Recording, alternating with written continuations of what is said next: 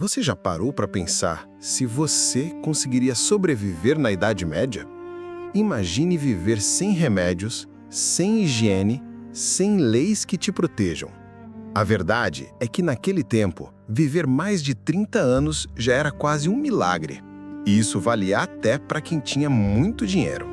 Neste vídeo, você vai entender por que sobreviver à Idade Média era quase impossível, mesmo para quem tinha em castelo, soldados e tudo que o poder podia comprar.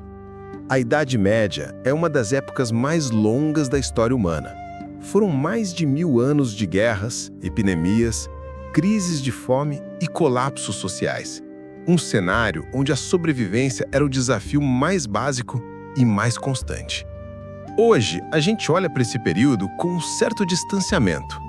A maioria só lembra dos castelos, dos cavaleiros, das coroas, mas a verdade é que por trás de toda essa imagem de poder e glória estava um mundo completamente hostil. E o mais chocante é perceber que nem mesmo os mais ricos estavam seguros. Ter dinheiro, terras ou títulos de nobreza não garantia proteção contra a morte. Porque o problema não era só externo. O perigo vinha de todos os lados. Da medicina rudimentar, das conspirações políticas e até do próprio ambiente onde as pessoas viviam. Neste vídeo, a gente vai seguir uma trilha de fatos históricos, registros reais e estruturas sociais que mostram por que sobreviver à Idade Média era quase impossível, mesmo para quem tinha tudo que, em tese, deveria garantir proteção. E para entender por que nenhuma riqueza impedia a morte, a gente precisa começar pelo corpo. Porque na Idade Média, o seu próprio corpo era o primeiro a te trair. A primeira coisa que derrubava qualquer um na Idade Média era o próprio corpo. Gripes comuns viravam febres fatais. Ferimentos simples se transformavam em infecções que espalhavam pus pelo corpo todo. E doenças como a peste bubônica, a cólera e o tifo não escolhiam classe social. Reis, bispos, cavaleiros, todos estavam expostos às mesmas epidemias que matavam camponeses em massa. Em 1349, durante a peste negra, nem os salões da nobreza escaparam. Os registros mostram funerais reais sendo realizados às pressas, sem rituais, porque até os padres estavam morrendo. E mesmo quando o doente era rico, com acesso a médicos, os tratamentos eram quase sempre inúteis e, às vezes, até aceleravam a morte. Acreditava-se que a origem das doenças estava no desequilíbrio dos humores: sangue, bile negra, bile amarela e fleuma. A solução? Sangrias, sanguessugas, mercúrio ou, em casos mais graves, exorcismo. A medicina medieval era uma mistura de superstição e tentativa e erro. E quanto mais recursos o paciente tinha, mais experimentos eram feitos no corpo dele. Ou seja, quanto mais rico, maior a chance de ser torturado em nome da cura. Imagine estar cercado de servos, comidas exóticas e um exército particular, mas morrer lentamente porque seus médicos acreditam que o ar está impuro ou que o alinhamento dos planetas está errado. Mas mesmo que alguém conseguisse escapar das doenças, ainda existia uma ameaça maior. Porque na Idade Média, o verdadeiro perigo às vezes dormia no quarto ao lado. Sobreviver às doenças já era difícil, mas para quem fazia parte da elite medieval, havia um outro tipo de ameaça. Um tipo mais silencioso, mais próximo e muitas vezes inevitável. A instabilidade política da Idade Média não perdoava os que carregavam coroas. Traições dentro das próprias famílias eram comuns. Filhos conspiravam contra pais, irmãos tramavam a morte um do outro, conselheiros pagavam assassinos. Um dos casos mais emblemáticos foi o do Eduardo II, da Inglaterra, no século XIV. Traído pela própria esposa e por um aliado próximo, ele foi deposto, preso e morto em circunstâncias tão violentas que até hoje geram debate entre os historiadores. Reis que ontem comandavam exércitos amanheciam depostos ou envenenados.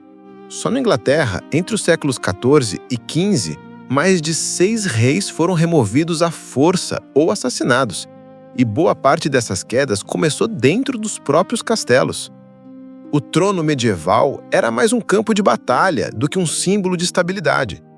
Toda decisão errada, todo olhar torto, todo casamento mal arranjado podia ser o estupim para um golpe, uma guerra civil, uma execução pública. E mesmo fora das disputas diretas pelo poder, a vida dos nobres estava cercada de conflitos armados. As guerras entre feudos, os cercos intermináveis, as cruzadas, a Guerra dos 100 Anos. Nobres eram obrigados a liderar combates, participar de campanhas e assumir riscos reais em campo. Ao contrário do que se imagina, a nobreza não ficava sentada em tronos dourados. Eles estavam expostos, o tempo todo, a intrigas internas, exércitos inimigos e crises que vinham tanto de fora quanto de dentro. E mesmo que alguém escapasse da peste e dos inimigos políticos, ainda existia um último inimigo. Um que estava presente em todos os cômodos, todos os dias, e que nem mesmo o perfume mais caro conseguia esconder. Quando a gente pensa em castelos medievais, é fácil imaginar salões limpos, tapeçarias nobres, ouro por toda parte.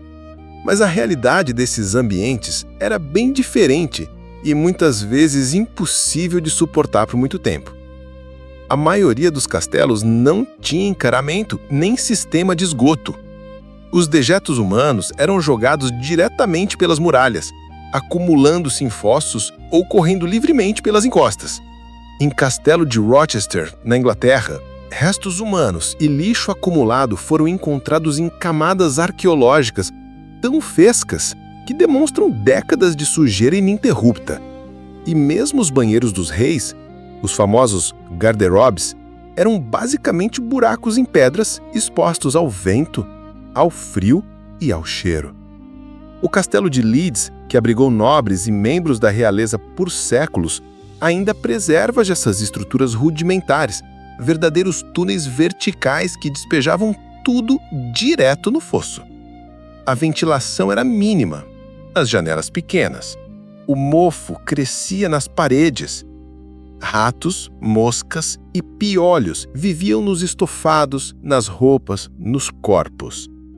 E em Versalhes, já na era pós-medieval, nobres urinavam nos corredores por falta de banheiros, e isso, em tese, já era progresso, comparado aos séculos anteriores. O resultado?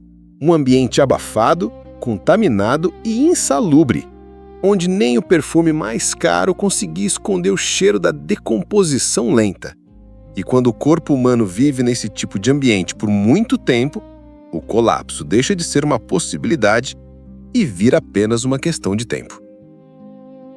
Mas quando a gente junta tudo isso, as doenças sem cura, os inimigos internos e o ambiente em que se vivia era por si só um fator constante de adoecimento, a pergunta que fica não é se alguém sobreviveu à Idade Média, e sim como alguém sobreviveu por tanto tempo num mundo assim. Quando a gente pensa na Idade Média, a imagem popular ainda insiste em mostrar tronos, armaduras e glória. Mas a realidade era muito mais dura e muitas vezes impossível de suportar por muito tempo. A medicina não sabia como curar. A política era um campo minado. E o ambiente em que se vivia era por si só um fator constante de adoecimento.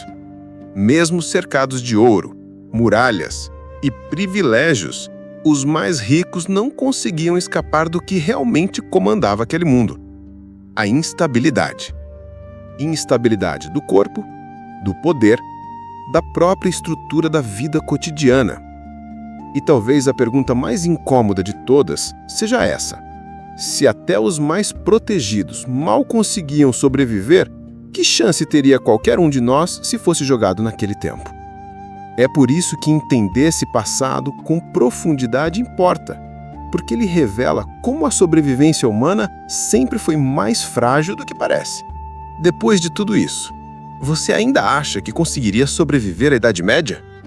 Quando a gente olha para esse período com atenção, percebe que a sobrevivência não dependia de coragem, força ou dinheiro, dependia de algo muito mais simples: sorte. Sorte de não adoecer, sorte de não ser alvo político, sorte de viver num ambiente que não matava aos poucos. E talvez esse seja o ponto mais desconfortável sobre a Idade Média. Não é que você não sobreviveria lá, é que quase ninguém realmente sobrevivia. Se esse vídeo te fez pensar, já se inscreve no canal e ativa o sininho para não perder os próximos. Aqui a gente vai fundo. Sempre. Te vejo no próximo vídeo.